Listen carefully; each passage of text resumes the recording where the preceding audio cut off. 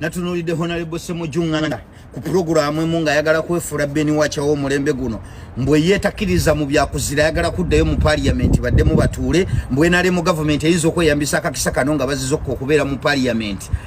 nebaako byeyisa mulimu ebintu bingi gavumenti byosobola okukusa mu kiseera kino nga mukyali bweru nga bwe mwali mulemesezza biriwa eyaliko minisita wa General Museveni kyakoze Nobert Mao kisaana okyerabiddeko mu ngeri y'emu President Akiliiza nti bamuwangudde tosubwa Akiliiza nga bamutwala mu ngeri y'emu omubaka amanyiddwa nga Ibrahim Semujunganda abantu bamututte speed oluvannyuma lw'okugamba mbu agenda kudda mu parliament nga banne bo baganye okukoma watuwuliriza atugenda kutandikiraawo amawulire mangi wabula tugenda kufuna ekyokuyiga mu kalulu k'eggwanga erya Liberia eri President George Weah yakkiriza butereevu nti yawanguddwa era nakkiriza aweeyo entebe ku lw'obulungi bw'ensi ye abaffe Uganda General Museveni omululu n'obutakkuta ye bugenda mukomyawa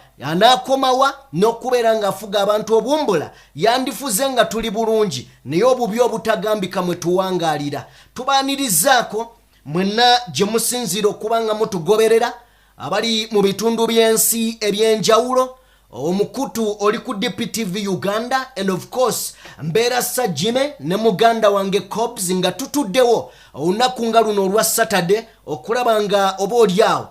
tubateerawo Saturday nnungi era ennyuvu ng'otegedde ebigenda maaso mu nsi yo oba mu nsi yattu Uganda kamba Cobbs ababuuzeeko tujje tugenda kutandika n'okuyozaayoza Kyabazinga n'obusoga at large.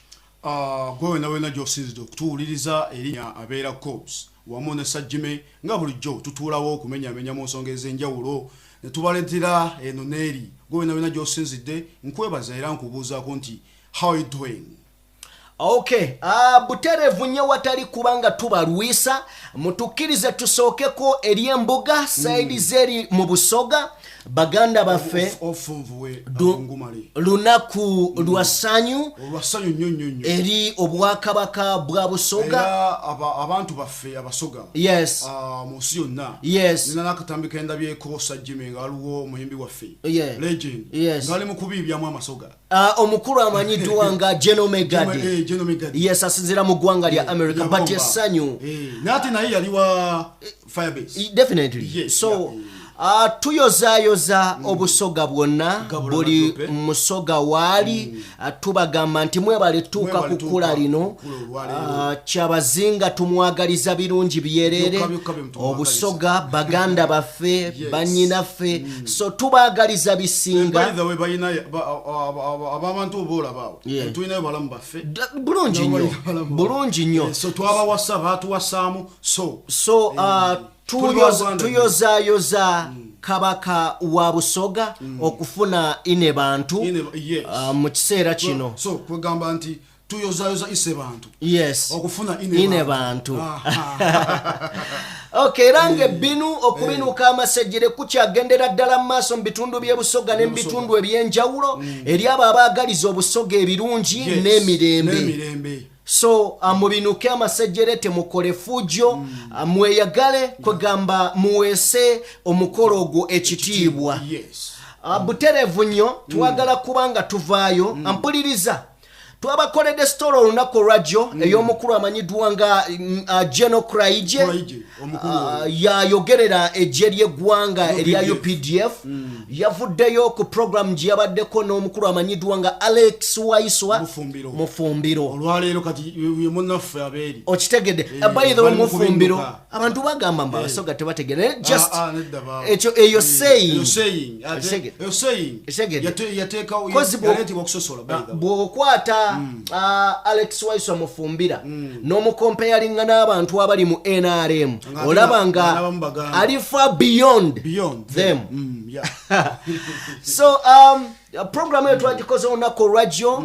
nekiraga nti abakulu abali mu buyinza okusinziira ku ddoboozi n'ebigambo ebyavudde mu kamwa ka Akiliiza nga kiraga nti batuyamba buyambi okwogera mu nsi yaffe kubanga yagenze n'akola statement ng'abuuza Waiswa nti wali ovuddeko wano ng'ongambye ebigambo ebyo notayina waliwo yali akutteko yali akusumbuye amakulu nti babe bayina bebagarantinga freedom zaffe mu ngeri yemu yatuuse n'omugamba weegendereza ebigambo by'oyogera okwo kutiisatiisa era bayithawe singa naffe tubadde tugendera mu bya kooti okwo kutiisatiisa omuntu bulungi nnyo so twagala tulabe waliwo bannayuganda abareactinze ku nsonga eno yes abantu banyiivu because omukulu omwami Kulaije ngamba yerabira ki UPDF kyetegeeza yetaga mujjukiza nti eri Uganda People's Defence Forces nti je ekumi eri bannayuganda serisi nejjukira batuteerako force tuyinza oba tetuwakategeera naffe tukategeera bulala okitegedde force ekyo osanga so nga bwowulya kesisi nti erinako enforcement law enforcement bw'eba enonya ebintu by'abantu ku nguudo kale katulabe ku ndowooza z'abannayuganda ku General Kulaije kiki boogera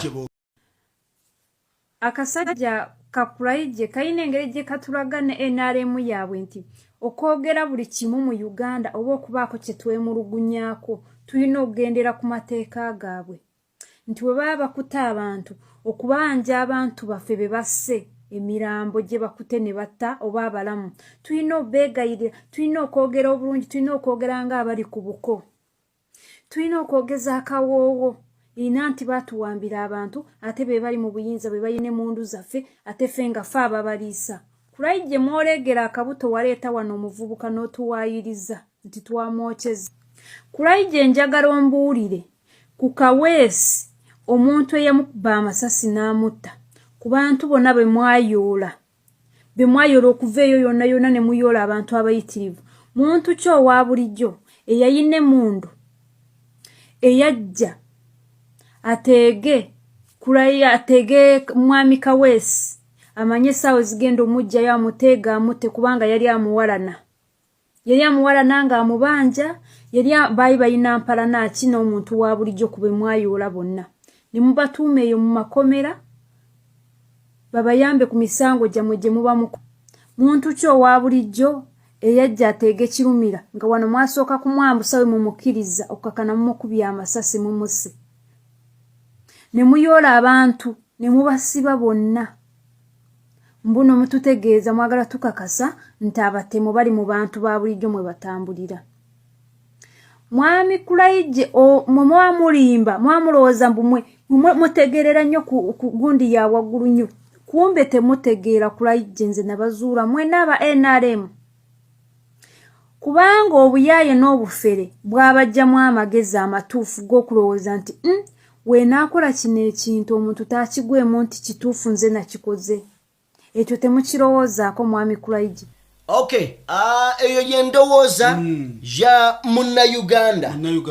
nandigambye ku mutendera gwa Ssekinnoomu naye nkimanyi ku 100 abantu 85 mu Uganda bayina endowooza efaanana ng'eyo y'omwana kituufu because negundi yakyogerako nejjo nakyogeddeko yamuyita Kulaije kulimba gye yes kubanga kati omwami Kulaije nti ajja mu kamera naye nga talina information naye Bobi Wine ayina engeri gyangattira amannya yagamba ono ayogerera poliisi enanga nagamba asinga tubadde ne waffe mu bamiziki yandibadde endongo enanga endongo kubanga eno nange eno ndongo okitegedde so straight away tugenda kubanga tuyingira emboozi ya Ibrahim Ssemujunganda as bulijjo bwe tuba tumentioninga abantu abagezi n'abalabira ewala twogera erinnya Ibrahim Ssemujunganda okusinziira ku acts oba ebikolwa byazengaalaga byateekawo egyayogeramu engeri naye Kobzi eggwanga liri mu kubanja abantu ba MP aba opposition nga beunitinze olunaku olwekyo tubadde tutalabangako baboycottinze entula za parliament speaker agezezaako okitegedde baganye kakati tutunuulira abamu nga Ibrahim Ssemujunganda gwe tubadde tumanyi nti abo bagenda kunyweza bano ababaka abakajja simusuubira ate kwogera statement bwezi ezikuseereza okitegedde simusuubira bululimi ku flippinga weerujo Ssemujunganda nsuubira yandibadde kati beba wabula ne abaana bakajja mu parliament okitegedde ne kati tutandise okutunulira ng'ate abato be bagenda owabula abakulu mbadde njagala Ssemujjunganda asigale ku mulamwa okwekiriranya omwana kyabuuzizza bagenda laba kavidiyo sajja mugabateyo yes bagakalaba omwana kyabuuzizza nti ngaddi wamwali mulemesezza nga gye muli kubanga Ibrahim Ssemujjunganda yagamba nti bwe tugaana okugenda mu parliament ekiseera kino bingi ebiyitawo naye ngaddi opposition lwe yali enemesezza NRM okukola kyeyagala nkubuuza ekibuuzo wobayisa tugikwateko togikwatako tebalimu bawunzika bawunzika okuwamba nno bakikolera bweru ne ku olwo bawunzika waliwo n'abamenyesa emigongo kugezaako kuwakanya togikwatako kati parliament gye tumanyi nti is just a number ate dwalyo lyerubowa okitegedde sente ezo zibayisa so Ibrahim Ssemujjunganda tukusaba ebirowoozo byo wandibadde olwaleero oyimirira ne bannayuganda kubanga suubira nti ebyo byoli mu kuziyiza ebiyitawo bisinga obulamu bw'abantu b'okiikirira so abantu b'ekira so ate nga Kira eri mu Buganda region exactly Buganda tutunulira abantu abasinze okuwambibwa Buganda region tobane wunzo oli omwale yabadde akubwagun kulaije simu na Alex Simuganda okitegedde when you look at that young girl president Kyagulanyi agenza aleta embeere eyo muffe nti alese unity okitegedde Uganda ebadde yavaawo nti kati n'omwana oyo yalumirirwa so amutukkirize tulaba akatambi kano wabula kalimu omuvubuka amanyiddwa nga Uptop y'omu ku bavubuka ku TikTok abalabika nga bali very intelligent mu ndaba y'ebintu katulaba akatambi kano natunulidde Honorable Ssemujjunganda ku programu emu ng'ayagala kwefuula Bamuwangudde w'omulembe guno mbwe yeetakiriza mu byakuzira ayagala kuddayo mu parliament baddemu batuule mbwe nale mu government eyinza okweyambisa akakisa kano nga bazizokka okubeera mu parliament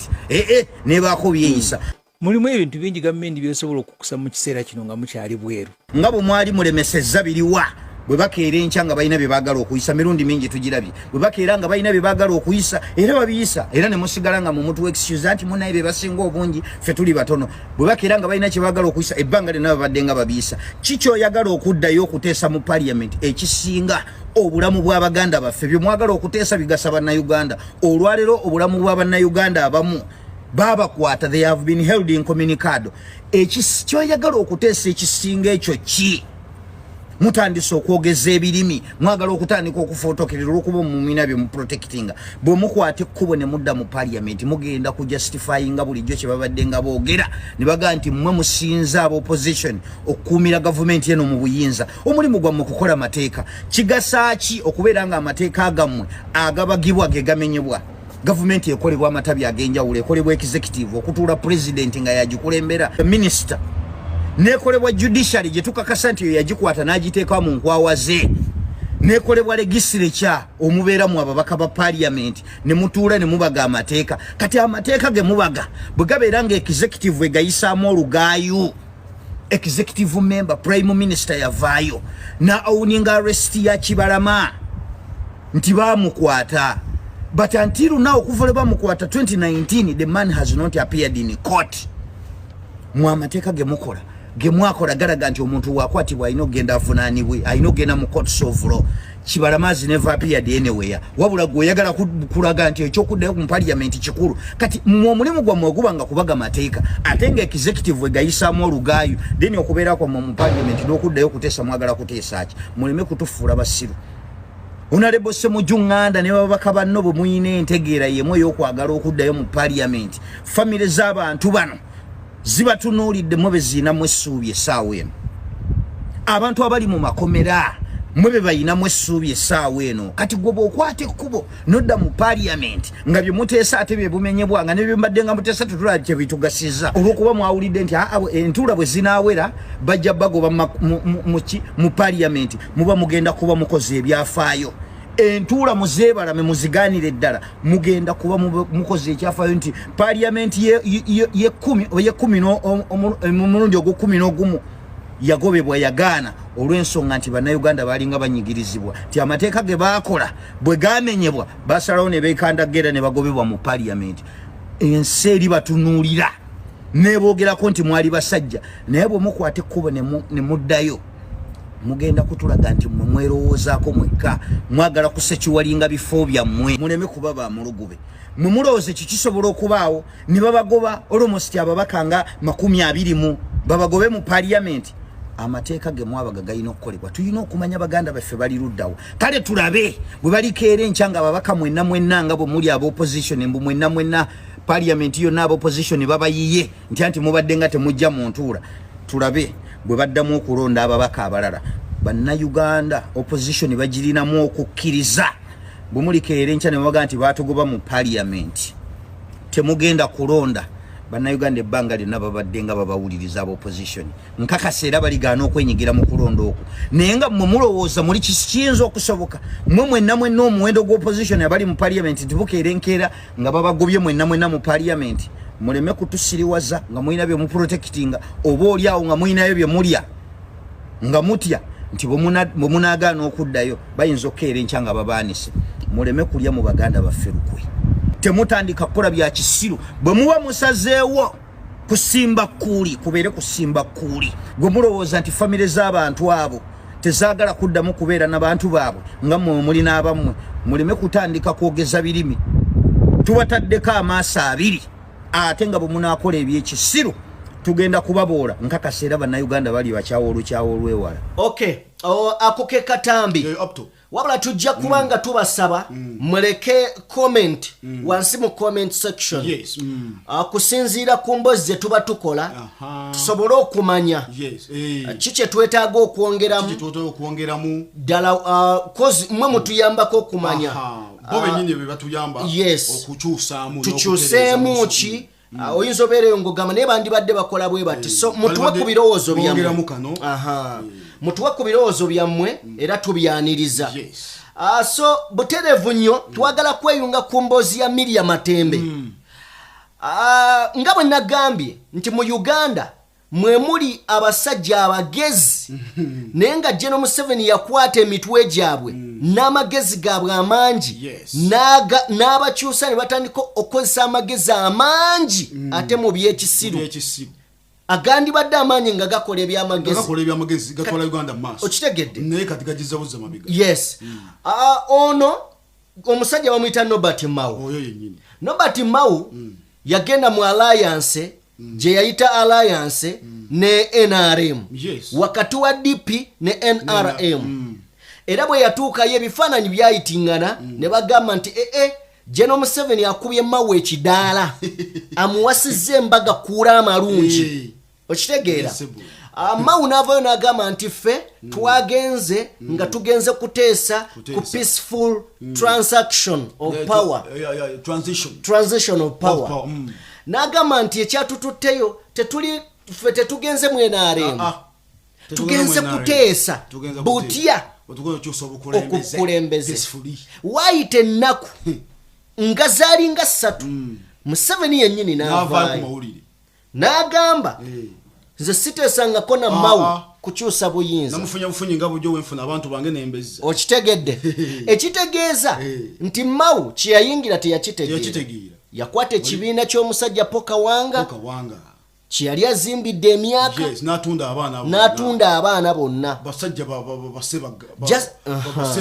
just like nga bw'olaba nti Amriat ne Nandara batunda FDC ono omwana w'Obote Jimmy Akena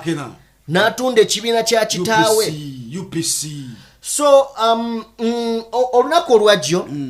no lwali lwakuna Miriam Matembe yali ku program ne Nobert Mao bannange yamuyisaamu eggali atuwuliriza Miriam Matembe yali abaddeko minisita wa Museveni era mukazi akuze emyaka era abajjukira very very intelligent ku myaka gye alina 70 years okitegedde kati Miriam Matembe ye mukyala eyasaba essaala eyaggulawo ekitebe kya NUP olunaku luli jjukira waaliwo essaala ey'abalokole waliwo ey'abakatuliki waliwo essaala y'abakristians n'abasiraamu yaliwo. so Miriam Matembe yasaba yasaba kulwa abalokole mulokole kale katulaba akatambi naye kano ko twetaaga komenti yammwe according ku bigambo byayogedde ng'agamba mawo yatula omanyi buno obubu obubbi kajala ne kabbe gumba kati ne kayiranga kebwala kati mawo yatuna ompwangali bagita mpwangali obanga ngembwe ekoze eki ne olugero lwabuganda lugwa nti yatunula mpwangali ngembwe sudde gumba mwebale nnyo kati mawo yali bwati ng'omukyala kyamukola ng'ayogera point ne bano be bantu be twayitanga abagezi yes bamawo mawu kuviira ddala ku university kozi yaliko guild president yali mugezi bisera byo nomugenzi Nobo Mayombo kali abasajja babiri bali basinga ranking awo abasajja Nobo Mayombo so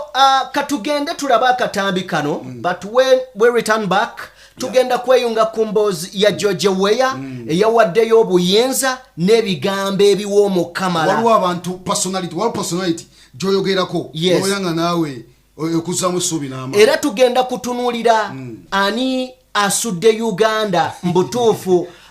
mu katyabaga n'emyaka 60 egirijja ani agisudde mu buzibu kubanga se generations nnya ye ng'akyaliwo asse ey'abajjajjaffe ey'abakitaffe asse eyaffe n'abaana be tuzadde kyokka ate akyatta ogujja katulaba akatambi kano Mau, I told you here, Mau, that day they appointed you, we sat here and I told you. I said, goodbye, my brother, my son, you are gone. And after that, I must bring this out. President Mau went to TV and told us how he's working on the review of the constitution, what he's planning to do. And after that, his boss went on TV and said, me, agreeing with Mau, agreeing to do what? I just captured him like, like I always take others. And that's how I also got him to my side. Now, that is the very man now whom he is saying he is going to convince him to dialogue. Dialogue what? As long as he's there, no dialogue. You already captured Bambe, go and put your views, put them there, they will just be there. But for you, you are done and gone. As for the dialogue, one day, we shall get it when this guy goes. Okay, oyo Miriam Matembe. Boba tunuulidde body language ya Mau. Tubulire Mau atunudde ate tuyinza okwesa ekigambo ekyaffe nga gwoyina ekikyo. So commenting on ogamba nti atunudde bwati. Naye ndabye Mau atunudde kiwekete. Sawa sajja Mau. Tomuwa kaliba ya sawa sajja. Kale nobody. Mau be. Kale katweyunge ku mboozi tuwulirize omulungi tugenda kuggalawo neno story eggwanga erya Liberia week ewedde lyali mu kulonda ebimu ku bye twagala okuyiga yengeri George Weah gye yakuttemu akalulu kano akalulu akagwa akaliwo 2018 mwalimu okutyoboola eddembe ly'obuntu era akalulu ako kagenda okugwa first round nga basibaganye n'oyo yennyini omukulu Joseph Bokayo yes Bokayo bamala okusibagana bakaddamu second round omukulu George Weah awangula akalulu kano era yawangulya ku pasenti emu kakati okufunako katono nnyo ku George Weah ebimukwatako akobzi tuyiseko katono mu bikwata ku George Weah one yali musambi wa mupiira asambiddeko clubs ez'enjawulo omwami ono George Weah yazaalibwa 1996 era olwaleero alina emyaka 57 yazaalibwa mu Liberia mwennyini Monrovia mu katundu akata Monrovia era najja ng'asamba omupiira ekitone kye yasambirako AC Milan n'asambirako PSG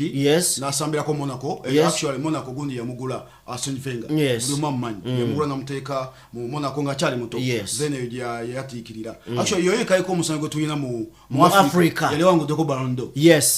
by the way yekkamu Africa yali awangudde Ballon d'Or so kikulaga kaliba ye wagwa yasambira bulungi tiimu ye ya Liberia netuuka ku birungi bingi so bwawumula entanga kati mu 2017 natandika okweyagaliza ebyobufuzi dwaki 2017 ngenda gisimbako essira 2017 George Weah ajja nga ne Robert Kyagulanyi Ssentamu azze mu Kyaddondo East Constituency 2018 George Weah awangula obwa president okitegedde so bwawangula obwa president eno Kyagulanyi Ssentamu 2018 alangirira nti mwetegefu okwesimbawo ku bwa president ensi nerowooza asaaga kyokka mu 2018 president w'eggwanga erya Ukraine yalangirira okwesimbawo ku bukulembeze okitegedde era 2019 n'awangula obwa president mu Ukraine munakatemba kakati tukuzingidde bano abantu basatu okulaga nti bonna bano boolaba tebalina experience mu byabufuzi oli George Weah ate bonna ba civilian okitegedde bonna ba civilian George Weah yali musambi wa mupiira Zelensky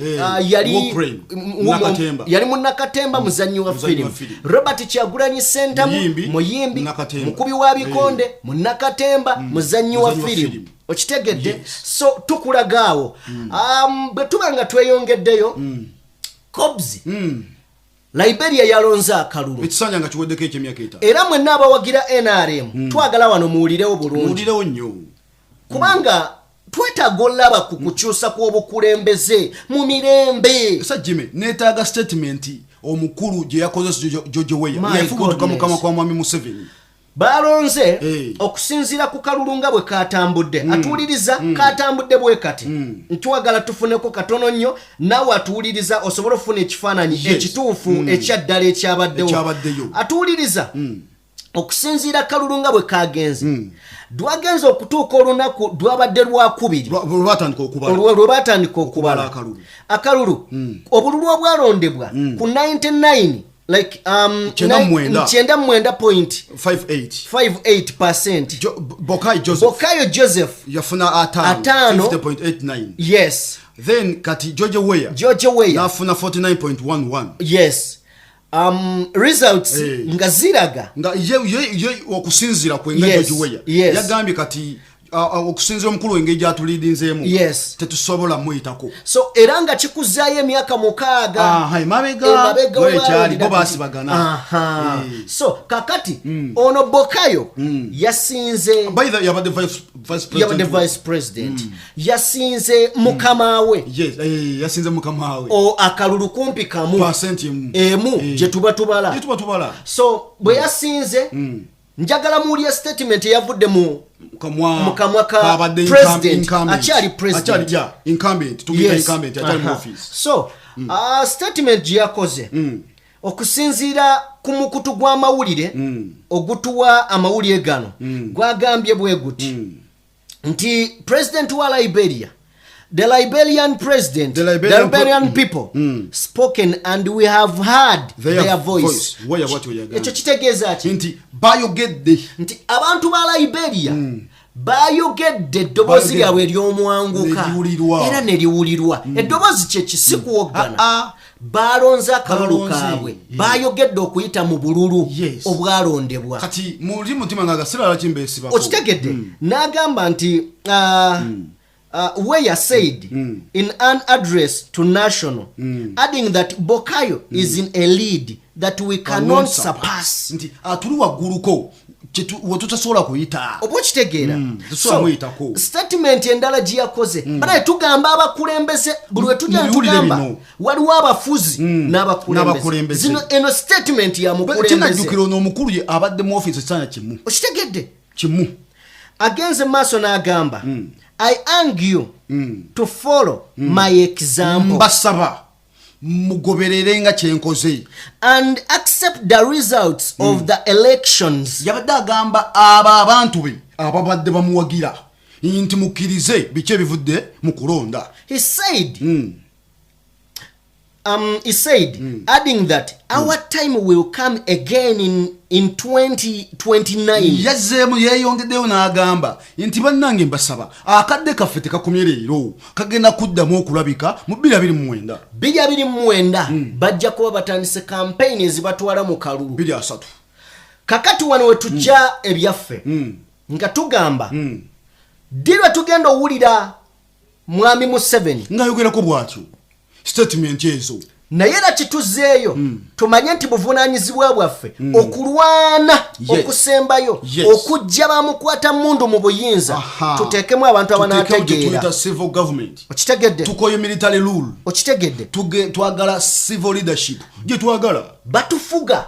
kubanga siffe twabaleeta olwaleero ensi zonna zonna z'olaba ezina democracy ow'amaanyi America UK ziri ku civil leadership ate kitereeze nti zaalwana okwejja kubufuza obubi zaalwana bannansi baalwana nayimirira wano ku mukutu guno nze Cobbs ne mbagamba nti kiki ekyakyusa Sudan eyamambuka nti omugaati gweyongera omwana omuwala yagera n'agula omugaati omwana akoma wongo mugati gweyongedde nagabana tetujja kikkiriza naye Uganda simanyi oba tuyinza ofuna cause egatta banna Uganda from different corners different religions different tribes ati kati sajjime olwale cause tugirina ne bana Uganda twesudde okwanagamba cause tugirina eriwa ku mafuta sajjime omugati gwa kakaaga sukali wa kakaaga amafuta ga 15 kati yukozi omugati ne sukali agatta byonna ate omugati guli revolutionary wogenda mu France mu Renaissance chenana mu mwenda kyavireko yo revolution yali France era twava ku mugati kuba Maria Antoinette yavayo n'agamba nti oba tosobola kufuna zigula mugati genda oguleke kyokanga keki yali abbeeyo okusinga omugati yabaduulira naye lwaki nkugamba nti twetaaga oba olyawo cause Sudan balera ayingira ku ngano mu Uganda tuyine emmere nti olwaliro bwona agamba omugati waliwo atagulya okumala omwaka ng'agulya ku Christmas naye ng'ali oke ayina emmere endala gy'alya Sudan balya ngano oshegedde so ekyo kyali kibagatta mu Uganda weetaagawo cause nga bw'olaba eya 2009 eya kabaka eyali cause you get ekyo ekitugatta nga bannayuganda naye tugenda mu mmere tulina cause etugatta because olwaleero ebijanjaalo kiro ya 15 kyali kibaddewa nenze ndowooza yandibadde cause singa abantu badde tulina amagezi yandibadde kino kibatuteekamu ekyokweyawula mu mawanga kuba buli ayimiridde gy'oli gwe kino ekintu kibi ekyali e Rwanda kati ffe twandibadde ng'abantu nga bw'otegeera oli munyarwanda oli munyankole oli mukiga oli muganda oli musogo oli mujapadoro oli muki nga tulina okwewulaiti nga tulwanyise ekyo n'abanyarwanda tubagasse mu Uganda yes naye ng'ate beeri nekati kikulaga ntetusosola okimanyi no Museveni yakwata abanyarwanda n'abateeka kiri constitution yes okimanyi n'abanyarwanda gwanga mu Uganda yes actually n'abagunda nabo baavaayo nga baagala bayindi nabo nga baagala funa ate era ajabbawa n'abakongo ajabbawa yes so twagala batera wano but twandyagadde kuba tekikyasoboka naye Museveni bw'obanga oyina ku kisa bw'obanga oyina ku mutima ogulumirirwa nga nawe okimanyi nti oli human omutima omuzadde bw'obanga owulira oyagala Uganda etambule bulungi emyaka egijja wummulava mu buyinza si mu bubi wummulava mu buyinza waba akyayagaliza Uganda ebirungi ng'eraga nti Uganda ddala ng'akolera Uganda nga Uganda emuli ku mutima yes agiveeko bw'obanga okolera Uganda wummula kubanga nze kino ze nkibawa bazze batugoberera wano nabagamba nti nze sinenyangako omuzungu kulumba Libya newankubadde ensi evuma abazungu kituufu babi naye ensobi yakolebwa president wa Libya tukirize sajjimi wummula overstaying in power tulina olugero nti too much of anything is always bad ekintu ekisukka obungi kitama n'ekirala njagala mumanye bino bye mwerimba mbusimanya Bamuwangudde akalulu simanye na biki pasenti buli mwaka gwotwala onyiza ensi eyongera okukyawa tebakulimba nti osobola okufuga n'osukka emyaka 10 n'oyongera buganzi mu bantu ekyo tekiriyo ate era tekirisoboka okay twagala kubanga tuwunzikire wano tugisaba lugabanyini byonna abawadde obulamu abatuwe kye basinga okwetaaga akatalekeka tumalako omwaka njagala muwulirize bulungi tukimanyi bwe gwali gutandika wayina ebirooto ebiruubirirwa bangi twavunnama ku maviivi ne tusaba Katonda era twesuubiza nga tugamba guno omwaka gwange. Yes. Naye tugenza okutuuka mu mwezi guno gwe tulimu ng'amazima gali nti ku bye twali twetaaga n'ekimu kitulemye. Abalala tukozeeyo kimu twali twagala 5 naye gwakozeeyo ekimu weebaze Katonda. Kakati gwe atalina kyofunye njagala otandike olwaleero, tolinda mwaka gujja, tandika olwaleero opulaninge. Kyenjagala okusembyayo bw'obanga okola ebintu by'okola oyagala ebintu 4 mu mwaka oba 5, nkwegayiridde tokolanga ebintu omulundi ogumu. Omwaka gujja kuggwako nga byonna bikulemye. Kola kimu one by one. Kola kimu okiguse. Bw'okimaliriza nga wakyaliyo akaseera mu mwaka kwata ekirala. Katonda bw'akusasira n'okimaliriza mu mwaka ng'okyalina akaseera tandika ekirala. Bw'okolako ekimu mu mwaka manya kale ebitaano biganye ekijjanja kikola mu gijja. Osanga nakyo kina contributing ku biri. Kijja tuyamba nnyo okwesibako omugugu gwe tutagenda kusobola kubanga twejjako. Oba tuve ne mu nsi nga tetulina kye tukoze olw'okuba twawambagatana na bingi. So twagala batera wano kalowoozo osobola okukubaganyako nawe birowoozo gy'oli n'otuula wansi n'olowooza kubanga kibi nnyo okumalako omwaka. Tukola nnyo, tulafubana nnyo, tukoowa nnyo naye ate ne tugaininga nothing. So katukole ebitono naye nga tubiggusiza. Mukama abatukuumire.